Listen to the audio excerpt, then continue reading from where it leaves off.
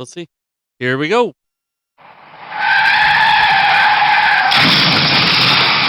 wish you'd learn how to drive better, Aaron. I had 2 seatbelts on. That's where you fucked up. I'm gonna get cut off at the waist.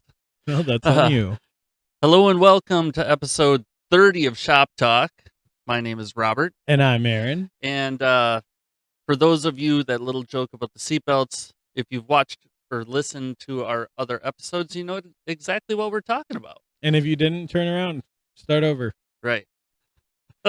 Watch all of them from the beginning. You might learn something. I always tell people that the first 2, if you already know us, you can skip because it's just about us. Yeah. But if you don't know us and you'd like to, they're fun stories. Yeah. The audio's still a little shitty back then. It's still... Have you rewatched them all? Oh, yeah. Okay, so I spent one day rewatching all the episodes, and I was like, wow. Yeah. Well, and we've grown a lot. We've grown a lot. Episode 30, here we are. And well, you've actually shrunk. I did shrink by a half inch. Freaking don't ever break your back.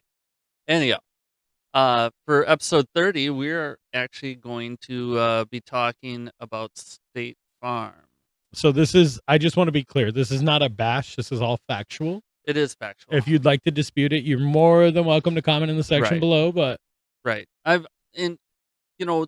reason we're talking about this is there are a lot of things. They're a big company. They're doing things that they haven't done in the past. Like, I would say pre-pandemic, they were way different.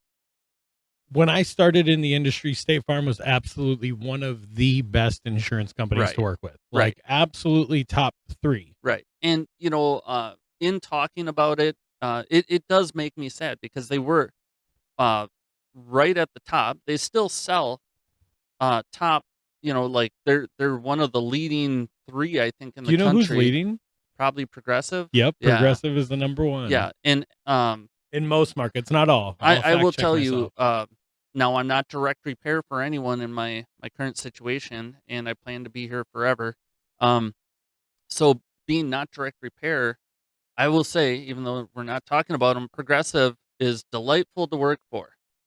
Like, not work for, but work with on claims. They're wonderful. Well, at the end of the day, so coming from the background of not working for Progressive, but working with Progressive on the DRP side and the non-DRP side, Progressive puts, we're going to pay for what's required if it's proven, and that's it. They just want proof, so if they go to court, they can win. That's all they care about. Right. And so it's not about denying. It's not about not repairing your vehicle. It's not about taking the cheapest method. It's about doing what's required, why it's required, and paying for documented items. Right. And in your demographic, what it really boils down to in the Progressive, like if you've got a bad experience with Progressive, it's probably because your re-inspector is not the best to deal with. Because the person that comes to my shop, he's wonderful. Can I ask his first name? Spencer. Okay, I don't know who it is. Okay. I had to check. So I will tell you, in a former life, 5 years ago, 6 years ago, I had Progressive re-inspectors, adjusters come out to the shop, and they were great too. Dan and Jason and Scott. They were wonderful. But anyhow, we're not talking about Progressive. We're talking about State Farm, and it does make me sad that they went from not only... What's going on? I was just wiping your tear. Oh, I'm like, what's on my face? What's on my face? You were so startled. I'm like, By the way, these podcast episodes are never scripted. There may be bullet points, but never a script. Right. Robert does not know what type of weird shit's going to come out of my mouth or what I'm going to touch his face. Right. He's going to touch me. Your face. You were like you thought you had a bug or something. Yeah, like, whatever. Anyhow, it does make me sad because they went from an upper echelon of insurance companies. Like, they were one of the hierarchies, like they were the Cadillac, they were the Jaguar, whatever. They were upper echelon in the insurance company world. They were selling a lot of policies. They were great to work with, great to have a claim with. And I've worked both the direct repair end of things with them as the shop side, and have now been working on the non-direct repair or DRP side. I've never been on that side of it with State Farm. And it is very interesting because for 3 to 4 years, I was only a State Farm writer at the shop I was at. And, I mean, you kinda drink the Kool-Aid. You follow their guidelines, you do their stuff. If this episode hits, we should cover every insurance company We can definitely because do I that. want to cover Allstate. I can't stand them. So we'll get into that, but, in the top 4 of the worst insurance companies by the American Association for Justice, um, Say pers that 5 times fast. yeah, yeah. Well, yeah, whatever. So, um, for the AAJ, I'm being safe now. For the AAJ, they are among the so Allstate's in the top 4 of worst insurance companies to deal with on the consumer side and on the shop side. State Farm actually is number 4, so they're they're doing better than Can Allstate. we cover the other 3 in Not next not episodes? Yeah, in other episodes, we can Yes. definitely That'd talk be about kind of them. We fun. might as well go through, like, how they are to deal with as long as we're picking on State Farm. So this is, again, not a bash. This is, I'm sad, and I hope someone at State Farm gets a clue because there's also other people in social media talking about how terrible they have become. Um, so, how are they gonna learn their lesson? Stop buying State Farm. We'll get into that later. But they are the 4th worst according to the AAJ. Um, for consumers and shops, I can tell you my customers have tons of complaints about, you know, um, how long things take. It's not on the shop side. I mean, you move cars to sell paint and body labor. We don't make money if your car doesn't go home. If It's if that if the simple. car is sitting, it's typically not the shop that's holding it hostage. It's something on the insurance side. So, I have a gun to your car, you can't have it back. right. So, um, gosh, yeah, I derailed you. I actually have, you can't make this shit up. You put my head there, but we're not going to talk about that right now. So their tactic when they train an associate, I guarantee you that. So I'm going to say back in the day because I'm back in the day type person. I can tell you most well-known insurance companies. State Farm was one of them. American Family. I could go down the list. They would look for someone that wasn't book trained. They would look for someone out of the field, someone that was tired of working at a shop, whether it's a tech or an estimator or a manager or whatever. They bring you in. They put you through a month or so, depending upon the company, of riding along or training, and they would here's how you handle an insurance claim. And then after you get the gist of it, they send you and get your insurance certifications so you can legally work in the states that, right? I don't believe a lot of that happens now with State Farm. They train the 3D method, which is denying, delaying, and defending anything to uh, deter someone from wanting to interact with them. Um, Can you elaborate on those? I can. And I will tell you that I'm gonna just start with saying this episode is gonna be a lot more Robert because yeah, he deals with the shitty side of State Farm. Like there's things they don't pay for, and I'll cover that when we get to that point. yeah, But I'm gonna let you cover it, a lot of this because it pertains a lot more to you, and then I'll cover where we fight in my end. right. So, denying. There are so many things that they'll go into and they'll say, well, we don't have note of that or we don't show that on our side. Like I don't get an assignment from State Farm like when you're direct repair, you have facts of loss in usually in CCC where it says this is what happened. Now, depending upon the adjuster that wrote the note, sometimes there's detail there for the direct repair people. Sometimes there's not. I was And gonna say I haven't seen detail in years. yeah, well, and I think that goes to post pandemic. Things changed a lot. Um, you Like most of my assignments come from State Farm, say a legal lane change, and I'm like, that's really cool. A legal lane right, change, what? right. But, we talked briefly in another episode how you ask for an alias anytime you talk to someone at State Farm. Now, on the shop side, if it doesn't matter if you're direct repair or non-DRP, but I do think it throws them through a loop being non-direct repair. For me, when I say, Jenny, you've been a great help today. Do you mind if I just get your alias? And you'll hear a pause, or, Tony, do you mind if I just get your alias? And they almost act scared or annoyed that you're asking for an alias. You're okay, so you wait till the end? Oh, yeah. I ask at the very beginning. No, I ask at the end because I want to hear what they're telling me. And then if they misled me at all, now I'm getting their alias. Oh, see, I ask in the very beginning, and Yeah. they lately have you asked recently in the beginning? No. Okay, so in the last maybe 20 State Farm claims I've had, which we get a lot. So I mean, I Yeah. would say like 40 claims that I do a month are State Farm. Right. So I mean, a decent amount. Yep. And I would say like out of the last 20 calls I've made, 3 people refused to give me their alias. Oh, I didn't think they could do They that. can't.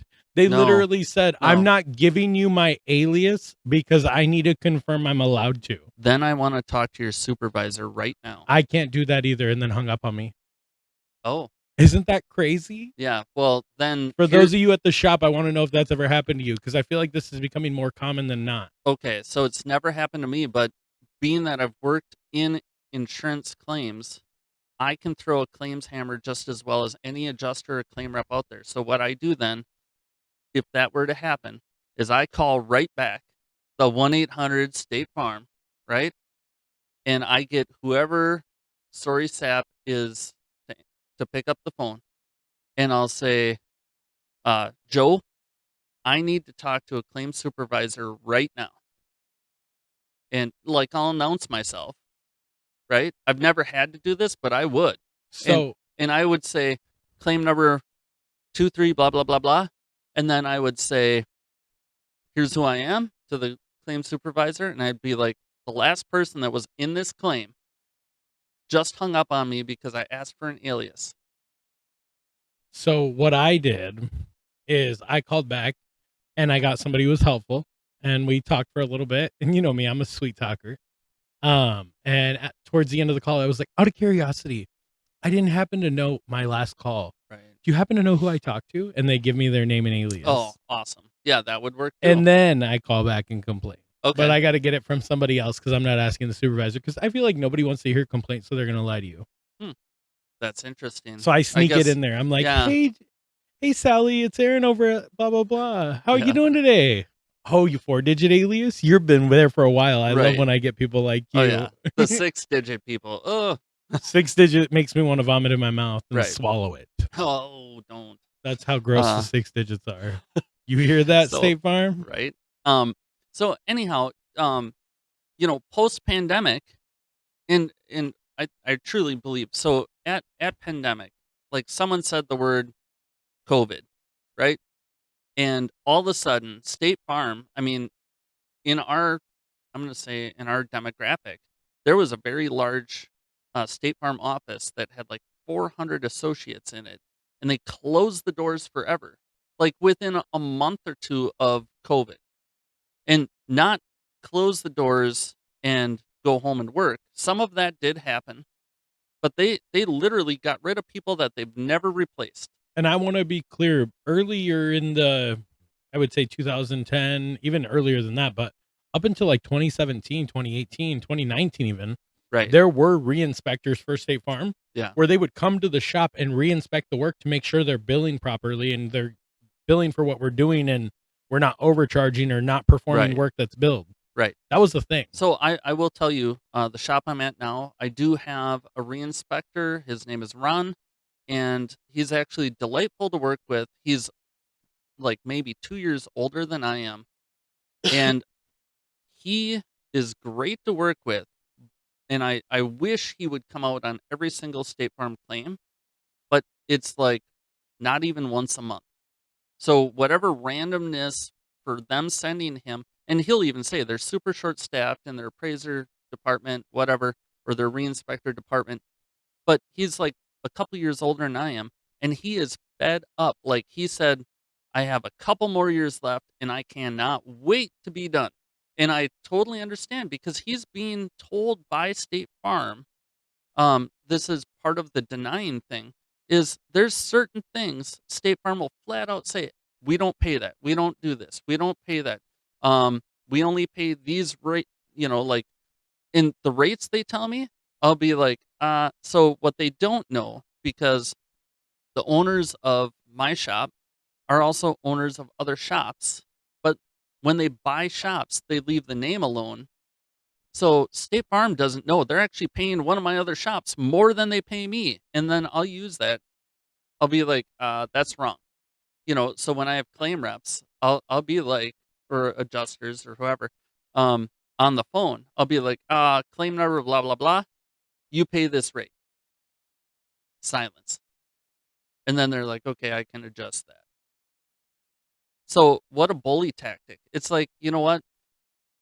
On the DRP side, direct repair side, as a shop, you cannot give a customer a lower rate than your lowest direct repair rate. So as an insurance company, how the hell is State Farm saying we can only pay up to, and I know Right. it's a bullshit lie. What's the number they give you out of curiosity? So like we've talked before, my door rate is 80, so I always ask 80, right? Um, Which is a pretty low door rate. right. Like in this right now, there's a lot of like mid to high 80s in And this market and I'll tell you and that even low 90s. Progressive and State Farm, well, Progressive, other insurance companies, they try and get 76. They'll get 76 out of our shop, right? Even though we're not direct repair, I try to conform to them, right? Just to make things simple, be fair. Like, let's keep this thing trucking along for the customer, right? Um, if I get like, I've had them even take their own sheets. I'll send in a supplement, and I won't mess with the rate at all. Now they just paid me $76, or let's say it's a mechanical rate, right? Pause. We forgot to do DRP stands for direct repair program. Have I not done that? Yeah, we've done it in other episodes, but Okay. you told me anytime we use an acronym to Yes. clarify it. Yeah, So thank you. So took me a minute, but here we are. so anyhow, what happens is they'll say, "Oh, I can only pay like, $135 on mechanical."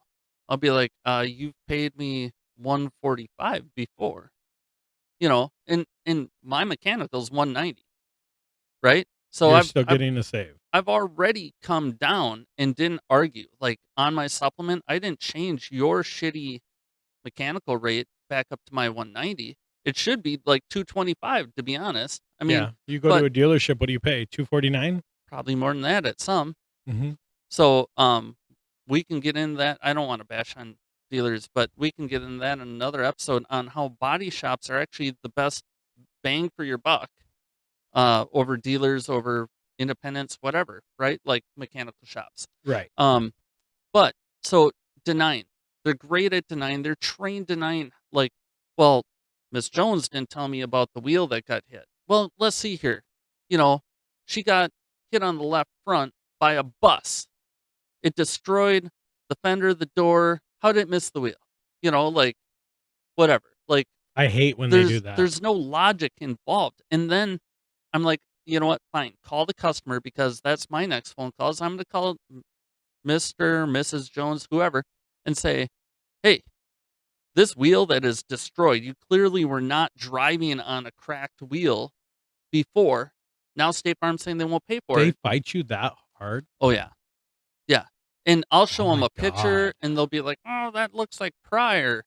And it's like, you know what? So like again, uh I won't switch gears now, but talk to me about, or remind me to talk about how I also help train customers if they have not talked to their insurance company, like they've seen me before they turned in a claim.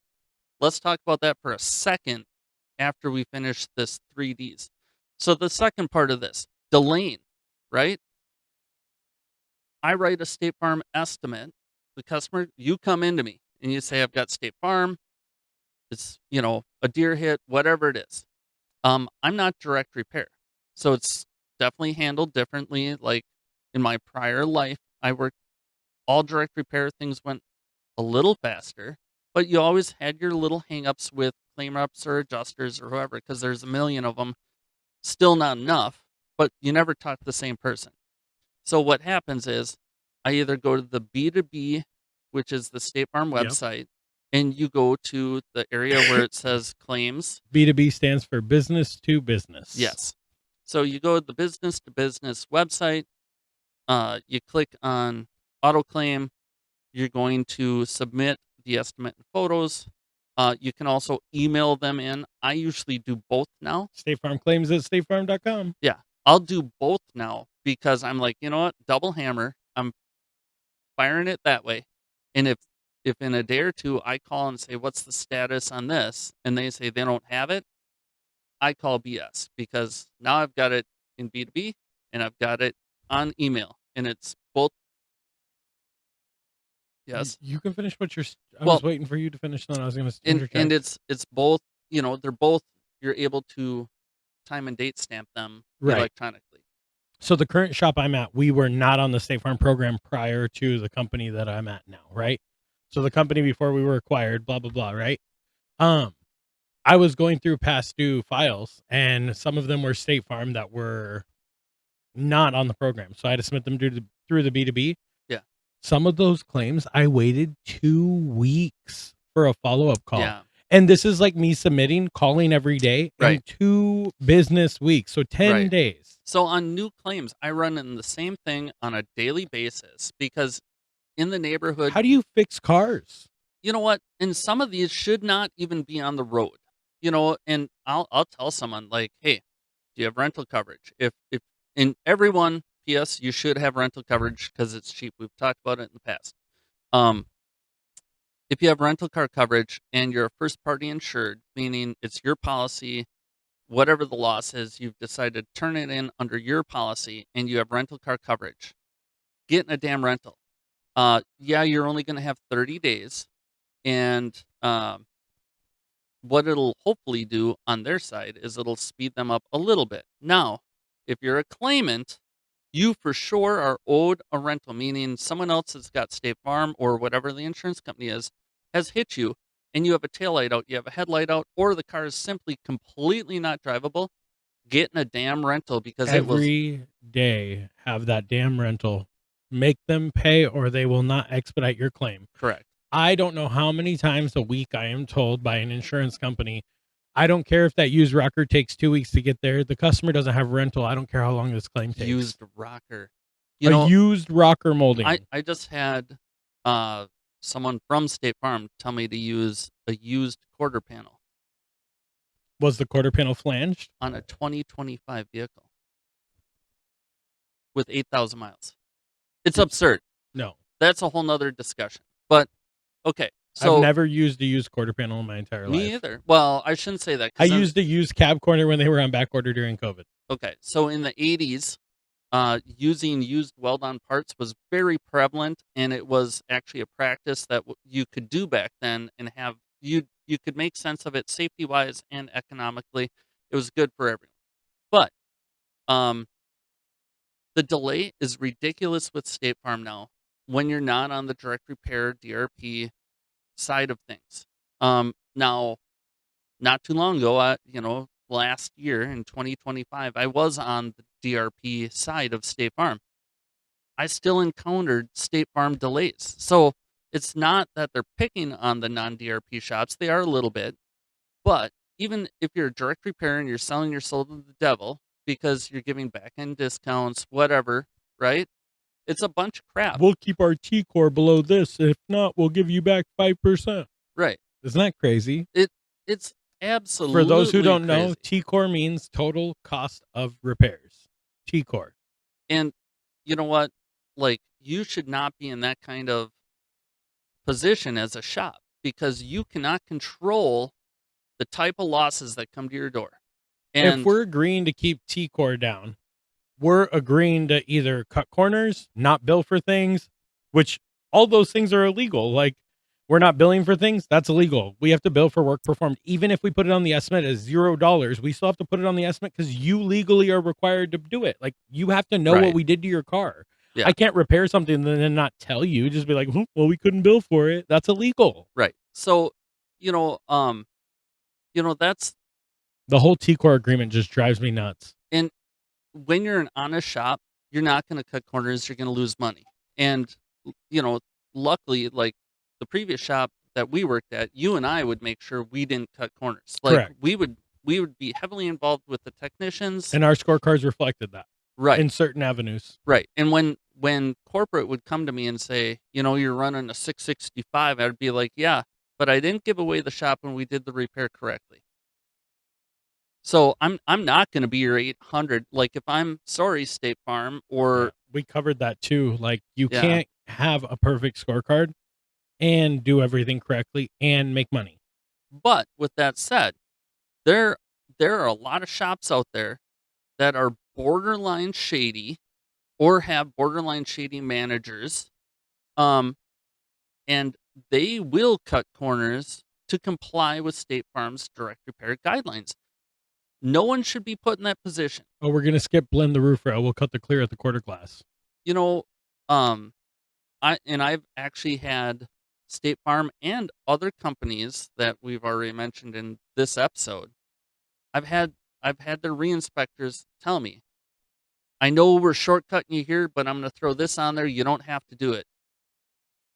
How about you just pay me for what I do, nothing more, nothing less? Right. Like, let my sheet reflect what I'm doing and pay me for that sheet." My favorite thing is when they tell you, I don't care what your estimate says, as long as the numbers line up. Yeah. I'm Like, like, so you don't want to pay to fix the car right, but you want me to make my numbers match yours. right. Let me So just jot that down. Thank you. the third part of uh, the 3D training that State Farm does is they defend themselves saying, "Well, we don't pay." And we kind of talked about that, right? We don't pay this. We only pay this labor rate. Um, it's a bunch of bullshit because I know in uh I'm not going to say the word right. Coercion. Coercion? Now we're both saying it wrong. But You got me stumped. so Stump Baron. Storm Baron. So it is illegal for body shops and body shop managers and other industry To professionals coerce you to go to a different shop. to all get together and talk about one thing. Like, Elaborate. we can't talk about rates. We can't talk about, like, if six different people from Minneapolis, St. Paul that owned body shops and their managers want to get together over dinner or anywhere and have a conversation, technically you're not allowed. It's illegal. The insurance companies find out about it and they will railroad you. The lawsuits, whatever, right? Um, I didn't know that. yeah. So we can actually talk about, after we learn how to say the word, we can talk about that in another episode. It's actually rather interesting. So I want to add real quick. So the we don't pay topic. So my biggest kickback I've been getting from State Farm lately is we don't pay seatbelt inspections. Yep. That's the biggest, and I still put them on every file. I don't care. I do it on every car. I add it back, and I said that's not a competitive. That's a competitive change request, not mandatory. And I send it back, and that's what my line note says. Yeah. Not mandatory. Competitive change request rejected. Yeah. So on change requests, you can do that. I cannot send back. I mean, I can put line notes in saying exactly the same thing. And I seriously, we write off some of that crap because their end sheet will say, full and final payment, blah, blah, blah, no further exceptions, whatever. And I'm like, that's a bunch of bullshit. The seatbelt inspection. So just so everyone knows, I mean, because you brought it up, seatbelt inspection, you get in a front end car wreck, rear end car wreck, whatever. Your shop is going to inspect all the seatbelts in the vehicle, whether there was a person in it or not, because with the pretensioners and the safety factors that are in the seatbelt, sometimes they deploy, it locks up the seatbelt, it's no longer good. And they can also cause frays, nicks, or tears, and those things can matter, or stickiness inside the seatbelt, like where it doesn't want to release or click. Right. Those kind of things are what we're checking for, and that's important. And it's not like we're charging like $1,000. No, it's like I charge $14.80 for State Farm, Okay, so I just charge a half hour. and they don't pay that anymore. We charge 0.3 to 0.5. Okay, so I just want to get paid something, Of course, and somebody did something for it. right. So it's a procedure. It took time from someone. Like in our shop, I pay an hourly guy, my detailer, one detailer, and he is brilliant with stuff. I mean, he can do a lot of stuff, right? So I trust him, right? You shouldn't call him a detailer. You should be you A should call him your porter, yeah. no. You should call him like your all in one. Or C-Tech or something. Yeah. Yeah, just But something. I Give him mean, a better because title. he does do some minor like mirrors, handles, stuff like that. But anyhow, um, so we've gone over the 3 Ds: denying, delaying, and defending to a fault. Like, and they're trained to do it. So, um, you know, don't work for State Farm. No. So right now, before we transition to the next part, we're gonna do Stump Aaron. I hope it's another easy question. I get to pick my own poison though, so Well, I'll you take do, it. and even though you can't see it, I shuffle every time, and then I throw them I at don't them, get why. and they all say Stump Aaron. So you're not gonna know. You can't see through them. You can. You actually can if you put them up Well, against the when you light. put them up to the freaking light, man, don't do that. I'm gonna open this one myself. No, you're not. That was good. You thought I was for a second. I'm like, This next topic that we're going to talk about, I have a lot to cover on it too. okay, well, Not shit. a lot. 12 We're- minutes. Let's go. We're running. We're running tight. Okay, You can't run. I can broken walk back pretty fast bitch. right now. I can walk pretty fast. Anyhow, what sensor is the most commonly used for automatic braking systems? Okay. You sure? Yeah, I want clarification. Are we talking? No. Are you talking like backing up or driving? Because that matters.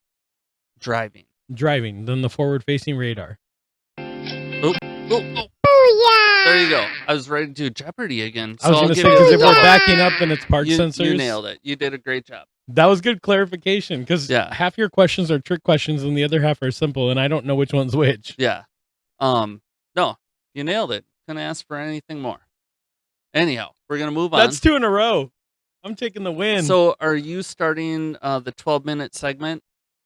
And I think I think that board, we're just gonna crunch all of that into 12 minutes. Yeah. Oh, I think we can easily. Yeah. So one thing I've noticed is the bullying between like the insurance company, the shop, and the insurance company to the customer. Like, one common thing that I constantly fight is I tell my customers, do a 3-way call. Call me, call your insurance company. Let's all talk on the phone and let's talk about what you're allowed to do. Because you can't sit here and tell my customer that you're going to cut their rental off when your insured hit them. You can't tell them that because we're waiting on a backorder part that is a safety item. You can't tell them they can't keep their rental. What if it's first party insured and it's their policy? Well, then you're going to run out of rental after 30 days. After 30 days. Now, here's where Unless you have an 80-20 policy and it caps at 1,000. Freaking State Farm, they're 80-20s. I'm so sick of fucking 80-20 policies. Yeah. I have a lady in the shop right now. She has an 80-20 and she got a Toyota RAV4. And I'm like, well, you should have got a Corolla. Correct. Now I'm going to rip on the consumer a little bit.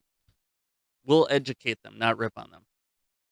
If you're driving a Toyota Corolla and you get in a loss and you have a 930-day policy, $900 30-day, whichever comes first, and you're driving, your daily driver is a Toyota Corolla, do not get a Lexus SUV for your rental car because it'll expire in 10 days. And don't get a truck. Right.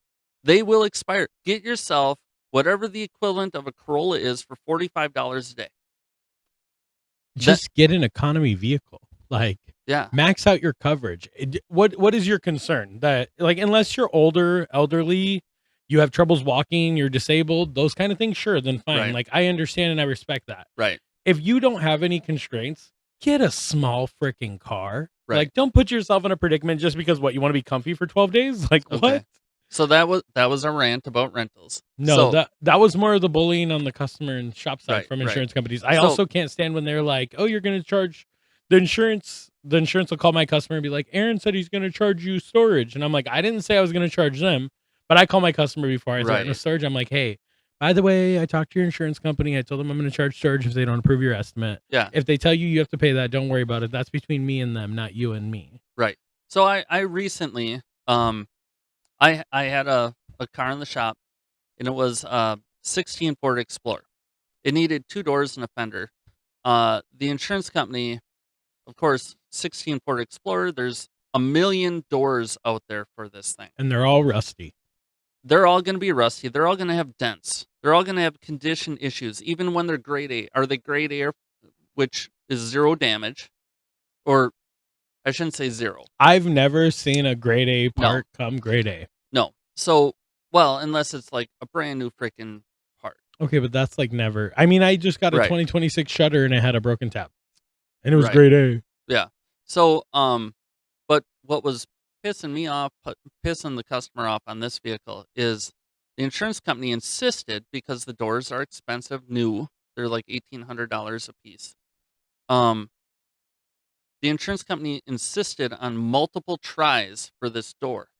We had 12 days of waiting for used parts to show up, and this customer did, like, within 1 day they ran out of rental, and I was upset, the customer was upset. It's all the insurance company's fault. How about you trust not the yard that's selling? And I'm not bashing used parts, because there is a time and a place for used parts. I think we use the same girl out here, and I definitely think she does a better job getting us used parts than most. She does, but on Like, on that particular vehicle, there's literally a million doors out there. You're going to do several tries. So, the bullying and the rental exposure, it's absurd.